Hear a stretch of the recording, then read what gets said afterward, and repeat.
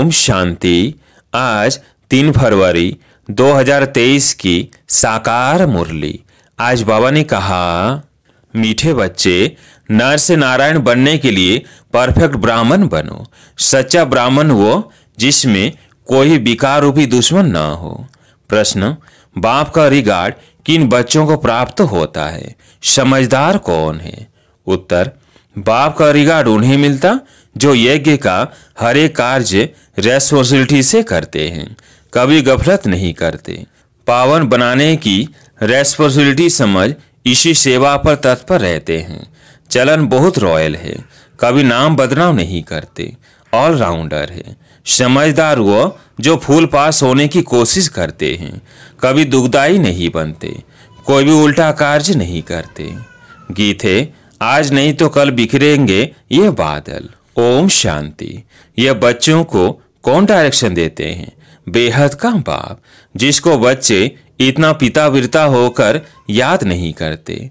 बाप कहते हैं, बच्चे अब वापस घर चलना है।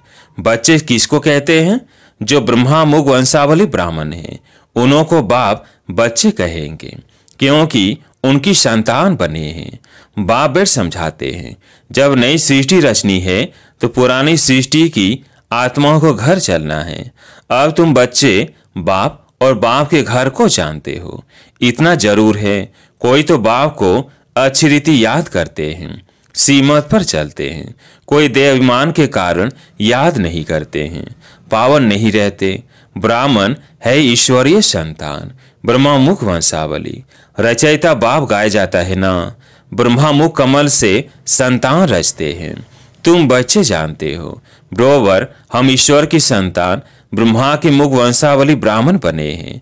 ब्राह्मण उनको कहा जाता है जो पावन रहते हैं। सारा मदार है ही पवित्रता पर। इसको कहा जाता है अपवित्र पतित दुनिया। मनुष्य मात्र जो पतित है वो पावन का अर्थ नहीं समझते। कलयुग पतित दुनिया, सतयुग पावन दुनिया है, यह कोई भी नहीं जानते। कई लोग कह देते हैं सतयुग त्रेता में भी पतित लोग हैं, सीता चुराई गई। यह हुआ पावन दुनिया की गलानी करना। जैसी दृष्टि वैसी सृष्टि देखने में आती है। पावन दुनिया में भी पतित है, तो क्या बाप ने पतित दुनिया रची? बाप तो पावन दुनिया ही स्थापन करते हैं। गाया भी है, पतित पावन आओ। आकर इस सृष्टि को, उसमें भी खास भारत को पावन बनाओ। अब यह ब्रह्मा कुमार कुमारी नाम पड़ता ही उन पर है जो पावन होकर रहते हैं। पतित को ब्राह्मण ब्राह्मणी वह बीके कह नहीं सकते, वह है ही कुग वंशावली। तुम ब्राह्मण हो ब्रह्मा मुख वंशावली, ब्रह्मा कुग वंशावली तो नहीं कहा जाता, वह है ही पतित। अब तुम ईश्वरीय संतान बने ही इसलिए हो कि पावन दुनिया के मालिक बने। ब्राह्मण ब्राह्मणी अथवा ब्रह्मा कुमार कुमारी कहलाकर यदि पतित होते हैं या विकार में जाते हैं तो बीके नहीं हुए। ब्राह्मण कई विकार में नहीं जाते। विकार में जाने वाले को शूद्र कहा जाता है। ईश्वर के औलाद बनते ही इसलिए हैं कि ईश्वर से हम राज्य भाग्य लेवे। राजाई का वर्षा लेने के लिए पुरुषार्थ करना चाहिए। लक्ष्य रखना है कि हम नर से नारायण बने। तुम बच्चे जानते हो कि नंबर 1 है काम, सेकंड नंबर है क्रोध। क्रोध आदि का भूत रह जाता है तो पूरे वर्षे के लायक नहीं बनते। कहा जाता है यह काम वह क्रोध के भूतवश परवश हो गया। बाप को याद न करने कारण रावण के बस हो जाते हैं।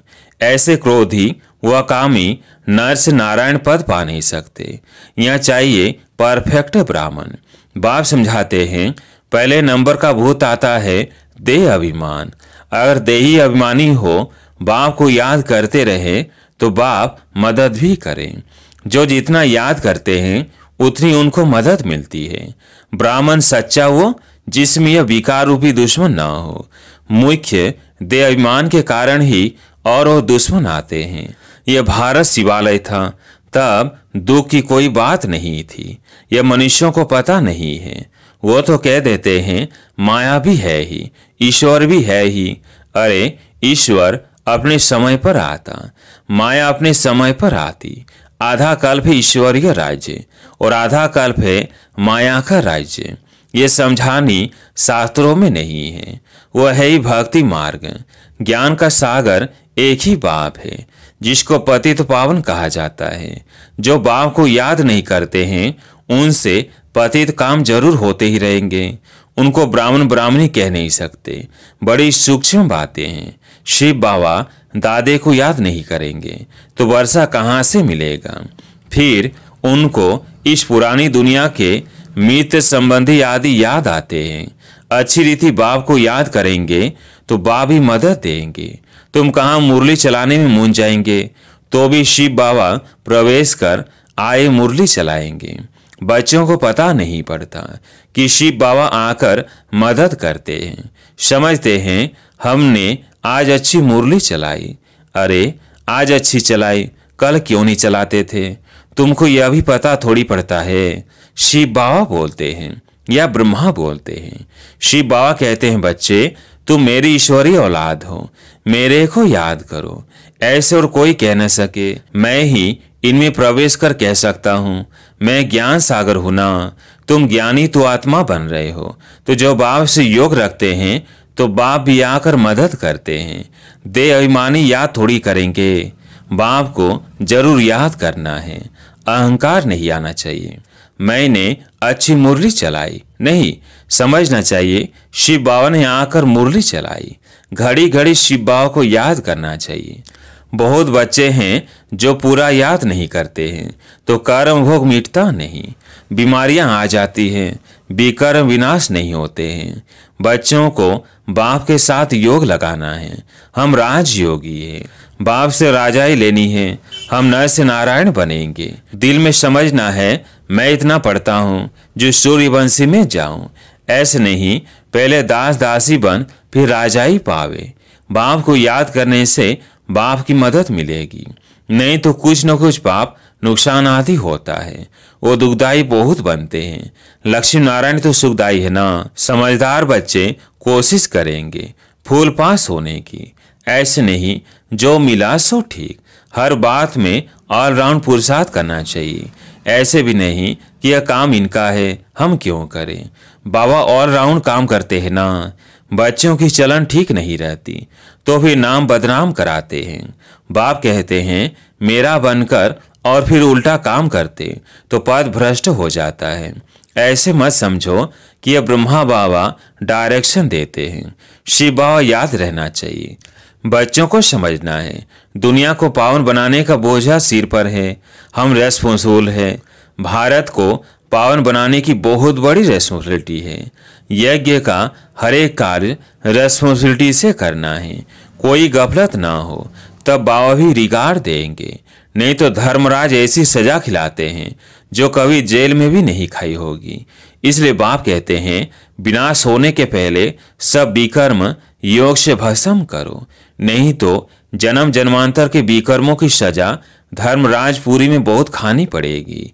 इसलिए गफलत मत करो। यह अंतिम जन्म है, फिर तो जाएंगे ही स्वर्ग में। मोचरे खाकर फिर प्रजापद पाना इसको पुरुषार्थ नहीं कहा जाता। उस समय त्राही त्राही करना पड़ेगा। यह भी बाप साक्षात्कार कराएंगे कि बार बार समझाया था ब्राह्मण बनना कोई मासी का घर नहीं है। ईश्वर का बच्चा बनते हो तो फिर कोई विकार नहीं होना चाहिए। इसमें भी काम महाशत्रु है। जो काम बस हो जाते हैं उन्हें ब्राह्मण नहीं कह सकते। माया बहुत पिछाड़ेगी, परंतु कर्मेंद्रियों से कोई काम नहीं करना है। फैमिलिटी का हल्का नशा यह भी माया का नशा है। बाबा ने समझाया है इससे ही बोझा चढ़ जाएगा। तुम व्यभिचारी बन गए। ईश्वरीय औलाद में यह काम क्रोध आदि शैतान थोड़ी होते हैं। वह शैतानी आसुरी गुण है। बहुत है जो ईश्वर के बनते फिर माया के बयंती हो जाते हैं। दे अभिमान में आ जाते हैं। बाप की श्रीमत पर चलना है तब रेस्पॉन्सिबल वो रहेंगे। ब्रह्मा की मत भी गाई हुई है। इनकी मत पर चलने से भी रेस्पॉन्सिबल बाप हो जाएगा। तो क्यों न अपने से रेस्पॉन्सिबिलिटी उतार देनी चाहिए। बाप दादा दोनों की मत मशहूर है। माता की मत पर भी चलना चाहिए क्योंकि माता गुरु बनती है। वो माता पिता अलग है। इस समय माताओं को गुरु बनाने का सिलसिला चलता है। तुम पुरुषार्थ कर रहे हो शिवालय के लिए। सतयुग को शिवालय कहा जाता है। परमात्मा का एक्यूरेट नाम शिव है। शिव जयंती गाई जाती है। शिव को कल्याणकारी कहा जाता है। वह है बिंदी। परमपिता परमात्मा का रूप है ही स्टार। सोने अथवा चांदी का छोटा स्टार बनाकर टीका भी लगाते हैं। वास्तव में वह एक्यूरेट ठीक है और स्टार रहता भी भ्रिकुटी में है, परंतु मनुष्यों को ज्ञान नहीं है। कोई फिर त्रिशूल देते हैं। त्रिनेत्री त्रिकालदर्शी की निशानी यानी दिव्य दृष्टि, दिव्य बुद्धि की निशानी देते हैं। अभी तुम बच्चों को इन बातों का ज्ञान है। तुम चाहो तो स्टार लगा सकते हो। अपनी निशानी सफेद स्टार है। आत्मा का रूप भी ऐसे स्टार मिसाल है। बाप सभी राज समझाते हैं, सावधानी भी देते हैं। बीके वो जिनकी प्रतिज्ञा की हुई है कि पाप का काम कभी नहीं करेंगे। यह याद रखना है, किसकी दिल को दुखाना नहीं है। अगर दुखाते हैं तो शिव बाबा का बच्चा नहीं ठहरा। शिव बाबा आते ही सुख देने।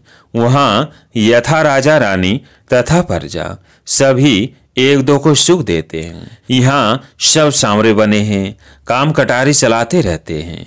यह है ही एक दो को दुख देने की दुनिया। सतयुग है एक दो को सुख देने की दुनिया। समझाना चाहिए कि हम ईश्वरीय संतान बने हैं। हम कोई पाप नहीं करते, नहीं तो पुण्य आत्माओं की दुनिया में इतना पद पा नहीं सकेंगे। हर एक की नब्ज से पता पड़ सकता है कि यह हमारे कुल का है वह नहीं। हम कहते हैं भगवानुवाच, तो गाया हुआ है कि हम तुमको राजयोग सिखलाते हैं। भगवान तो एक निराकार को कहा जाता है, तो कब आकर राजयोग सिखलाएंगे? जरूर जब नई दुनिया स्थापन होगी। नई दुनिया के लिए जरूर पुरानी में आना पड़े। भगवानुवाच, हम तुमको राजयोग सिखलाते हैं। कहाँ के लिए? क्या नर के लिए? पावन दुनिया के लिए। भगवानुवाच, मैं तुमको राजाओं का राजा बनाता हूँ। बताओ कब आया था? वह कौन था? फिर कब आएगा? जरूर सतयुग के लिए सिखलाएगा। बहुत सहज है, परंतु किसकी तकदीर में नहीं है तो बुद्धि में बैठ नहीं सकता।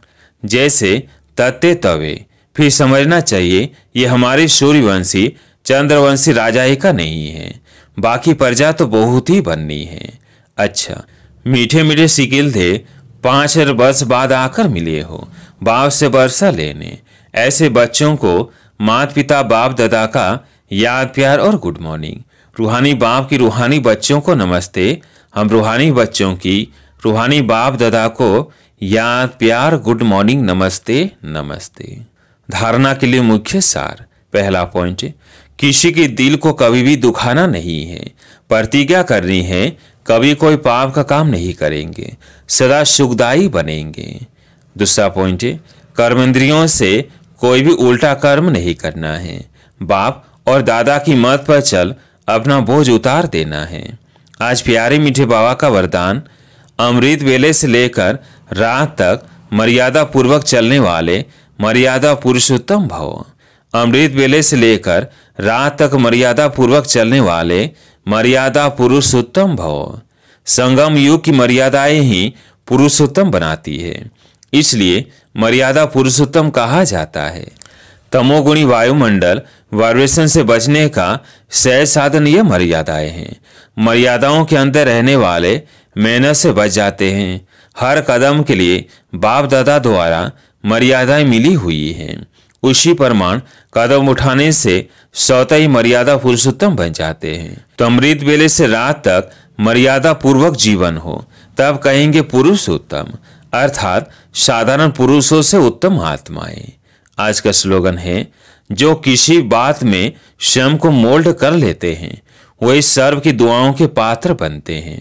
जो किसी बात में स्वयं को मोल्ड कर लेते हैं वही सर्व की दुआओं के पात्र बनते हैं। अच्छा, ओम शांति।